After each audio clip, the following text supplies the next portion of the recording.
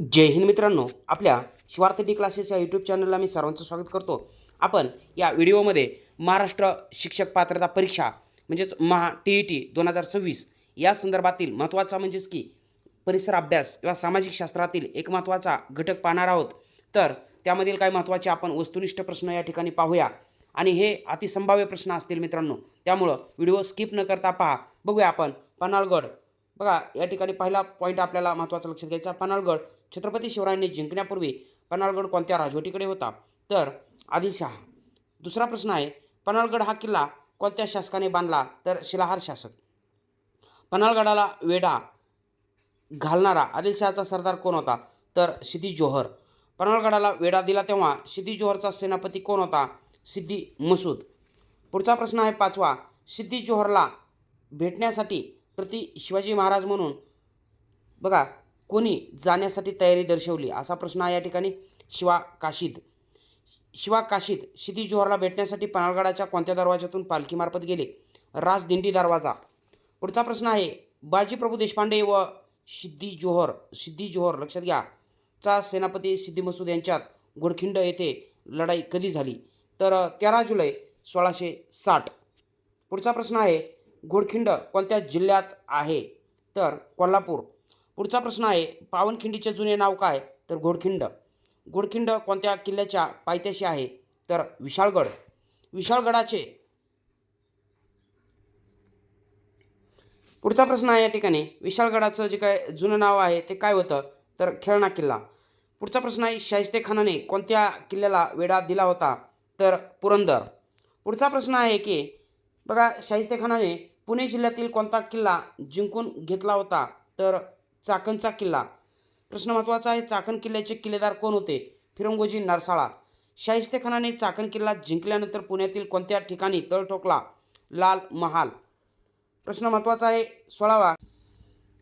पुढचा प्रश्न आहे या ठिकाणी 16वा, छत्रपती शिवाजी महाराजांनी कोणत्या दिवशी शाहिस्तेखानावर हल्ला केला?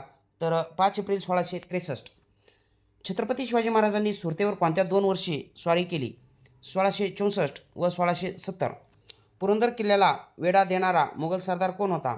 दिलेर खान. पुरंदरची लढाई 1665 कोणामध्ये झाली? मुरारबाजी देशपांडे व मोगल सरदार दिलेर खान. पुढचा प्रश्न आहे मित्रांनो, 20वा प्रश्न आहे, पुरंदरचा तह कधी झाला? तर 11 जून 1665. पुढचा प्रश्न आहे, 1665 पुरंदरचा तह कोणामध्ये झाला? छत्रपती शिवाजी महाराज व मोगल सरदार मिर्झा राजा जयसिंग. 22वा प्रश्न आहे, पुरंदर तहानुसार छत्रपती शिवाजी महाराजांनी मोगलांना किती किल्ले देऊ केले? 23 किल्ले. पुढचा प्रश्न आहे, पुरंदर तहानुसार किती होणाचा प्रदेश छत्रपती शिवाजी महाराजांनी मोगलांना दिला? तर 4 लाख होणाचा प्रदेश. पुढचा प्रश्न आहे 24वा, छत्रपती शिवाजी महाराजांची होन ही मुद्रा कोणत्या धातूची होती? तर सोने. पुढचा प्रश्न आहे 25वा, मुघल बादशाह औरंगजेबच्या आग्र्याच्या कैदेत छत्रपती शिवाजी महाराजांची वेशभूषा धारण करून कोण थांबले होते? तर हिरोजी फर्जंद. आणि छत्रपती शिवाजी महाराज या औरंगजेबच्या कैदेतून सुटलेले पाहायला मिळतात. हिरोजी फर्जंद यांचं योगदान या ठिकाणी खूप महत्त्वाचं आहे. पुढचा प्रश्न आपल्याला 26वा प्रश्न आहे, आग्र्याहून महाराष्ट्रात येताना छत्रपती शिवाजी महाराजांनी बालशंभूराजे यांना कोठे सुरक्षित ठेवले होते? तर मथुरा या ठिकाणी. 27वा प्रश्न आहे, छत्रपती शिवाजी महाराज औरंगजेबच्या आग्र्यातील कैदेतून कोणत्या साली निसटले? तर 1666. म्हणजेच की औरंगजेबच्या हातावर तुरी देऊन छत्रपती शिवाजी महाराज 1666 आग्र्याच्या बघा कैदेतून सुटका केलेली आहे. तर पुढचा प्रश्न आहे, सिंहगड या किल्ल्याचे जुने नाव काय होते? कोंढाणा. सोपा प्रश्न आहे मित्रांनो. पुढचा प्रश्न आहे की कोंढाणा किल्ल्याचा मोगल किल्लेदार कोण होता? तर उदयभान. लक्षात घ्या, उदयभान. पुढचा प्रश्न आहे, कोंढाणा किल्ला कोणत्या वर्षी छत्रपती शिवाजी महाराजांच्या स्वराज्यात विलीन झाला? 1670. कोंढाणा किल्ला जिंकण्याच्या मोहिमेत वीरमरण आलेले मराठी मावळे कोण होते? तानाजी मालुसरे. सुभेदार तानाजी मालुसरे. तर मित्रांनो, या ठिकाणी यापूर्वीच्या 2 वेळा टी क्वालिफाय होण्याचा आणि 3 वेळा टेट देण्याचा अनुभव पूर्णपणे वापरून आपण या ठिकाणी आपले जे काही GK म्हणजेच की परिसर अभ्यास असेल, सामाजिक शास्त्र असतील आपल्या टीमधील किंवा त्याच्यानंतर महत्त्वाचं म्हणजेच की मराठी व्याकरण आणि बालमानसशास्त्र या घटकांची आपण तयारी करत आहोत. तर बघूया आपण पुढचा प्रश्न.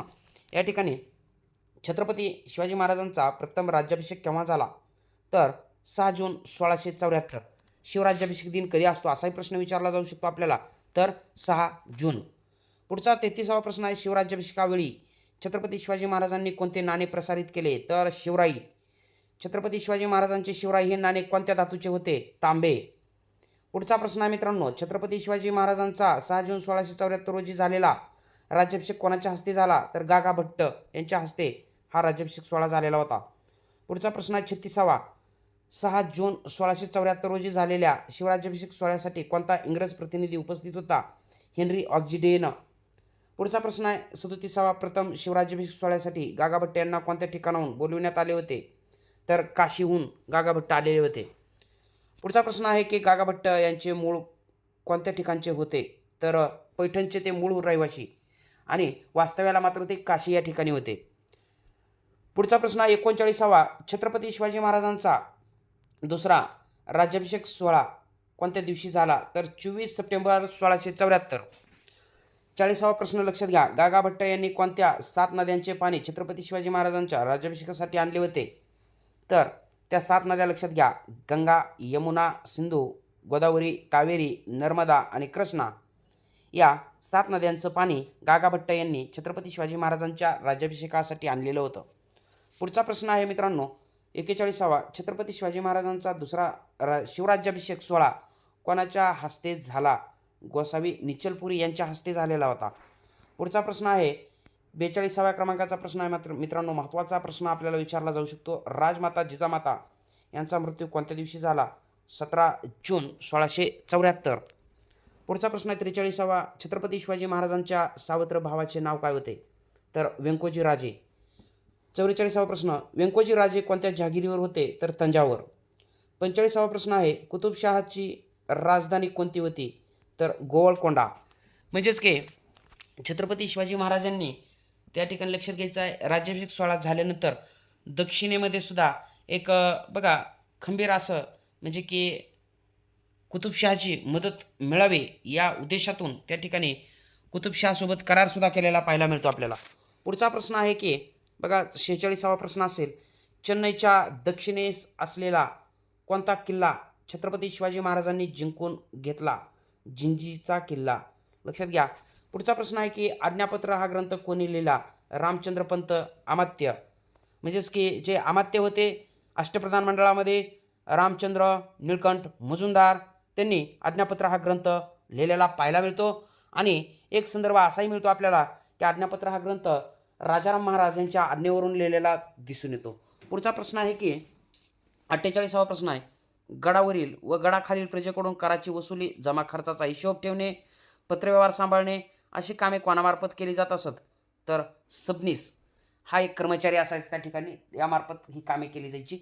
पुढचा प्रश्न आहे 49वा प्रश्न आहे मित्रांनो महत्त्वाचा, गडावर राहणाऱ्या लोकांना धान्याचा व वस्तूंचा पुरवठा कोण करत असत, तर लक्षात घ्या कारखानीस हा कर्मचारी. पुढचा प्रश्न आहे 50वा, तोफा बंदुकांना लागणारा दारुगोळा याची व्यवस्था, गडावरील इमारतीची व्यवस्था देखभाल कोण पाहत असे, तर कारखानीस नावाचा एक महत्त्वाचा कोण होता, त्या ठिकाणचा एक कर्मचारी होता. चला, तोफा गंजू नये म्हणून या ठिकाणी लक्षात घ्या, तोफा गंजू नये म्हणून त्यावर तोफेवर म्हणूया आपण या ठिकाणी लक्षात घ्या. शिवकाळात कशाचा लेप लावला जाई, तर मेणाचा लेप लावला जात असे. तोफेवर कशाचा लेप लावला जायचा, मेणाचा. पुढचा प्रश्न आहे की शिवकाळात कोणत्या किल्ल्यावर तोफा तयार करण्याचे कारखाने होते. बघा अशा स्वरूपाचे प्रश्न आपल्याला विचारले जाऊ शकतात. पुरंदर आणि भीमगड या किल्ल्यावरती तोफा तयार करण्याचे कारखाने बघा आपल्याला पाहायला मिळतात, पुरंदर आणि भीमगड. 53वा प्रश्न आहे, छत्रपती शिवाजी महाराजांच्या काळात तोफांची निर्मिती कोणत्या धातूपासून केली जात असायची, लोखंड, तांबे आणि पितळ. लोखंड, तांबे आणि पितळ. 54वा प्रश्न आहे, युद्धनौकांच्या समूहाला काय म्हटले जायचे, आरमार. प्रश्न महत्त्वाचा असू शकतो हा सुद्धा बघा आपल्या म्हणजे की काय विद्यार्थी बांधवांना माहिती नसेल तर IMP आहे. पुढे जाऊन सिंधुदुर्ग हा जो काय जलदुर्ग छत्रपती शिवाजी महाराजांनी बांधण्याचं काम केलं, तर तो कोणत्या बेटावर आहे, तर कुर्टे नावाचं बेट आहे, जिल्हा आहे सिंधुदुर्ग. पुढचा प्रश्न आहे की भारतीय आरमाराचे जनक कोणाला म्हणतात, छत्रपती शिवाजी महाराज यांना भारतीय आरमाराचे जनक म्हटलं जातं. पुढे छत्रपती शिवाजी महाराजांच्या बाबतीत लक्षात घ्या, म्हणजे की छत्रपती शिवरायांच्या गुप्तहेर खात्याचे प्रमुख कोण होते, तर बहिर्जी नाईक होते. पुण्याजवळील पाषाण या गावी जिजामाता यांच्या हुकुमावरून बाजारपेठ स्थापन करण्यात आली होती. त्या बाजारपेठेचं नाव काय? तर जिजापूर. पुढचा प्रश्न हा 59वा प्रश्न असेल मित्रांनो. आपल्या बघा व्हिडिओमधला सेकंड लास्ट क्वेश्चन असेल हा. छत्रपती शिवरायांनी पुणे शेजारी कोणत्या ठिकाणी व्यापारी पेठ सुरू केली? तर खेड, शिवापूर. तर या ठिकाणी लक्षात घ्या, खेड शिवापूर या ठिकाणी एक महत्त्वाची व्यापारी पेठ सुरू केलेली पाहायला मिळते छत्रपती शिवाजी महाराजांनी. पुढचा प्रश्न शेवटचा प्रश्न असेल. छत्रपती शिवाजी महाराजांनी बघा या ठिकाणी लक्षात घ्यायचं आहे की कोणाला सावित्री हा किताब दिलेला होता? तर बघा लक्षात घ्यायचा पॉईंट आहे. तर मलम्मा देसाई. आता मलम्मा देसाई कोण? तर लक्षात घ्या, कर्नाटकमधील जी काय बेलवडी येथील गडी होती, या गडीच्या रक्षणासाठी मलम्मा बघा त्या ठिकाणी मलम्मा देसाई या लढल्या होत्या. आणि सर्वात महत्त्वाची गोष्ट म्हणजे की बघा छत्रपती शिवाजी महाराजांनी काय केले होतं? तर त्यांचा या ठिकाणी यथोचित गौरव केलेला पाहायला मिळतो. आणि मलम्मा देसाई यांना छत्रपती शिवाजी महाराजांनी सावित्री हा किताब देऊन सन्मानित केलेलं होतं. तर मित्रांनो, महत्त्वाचं परिसर अभ्यास सामाजिक शास्त्रामध्ये आपल्याला हे प्रश्न नक्की असणार आहेत. तर बघा व्हिडिओ जर आपल्याला आवडला तर व्हिडिओला नक्कीच लाईक करा मित्रांनो. व्हिडिओ आपल्या मित्रापर्यंत शेअर करा. आणि आपण जर माझ्या चॅनलला नवीन असाल तर चॅनलला सबस्क्राईब करा. भेटूया पुढच्या व्हिडिओमध्ये. तोपर्यंत धन्यवाद. जय हिंद. वंदे मातरम.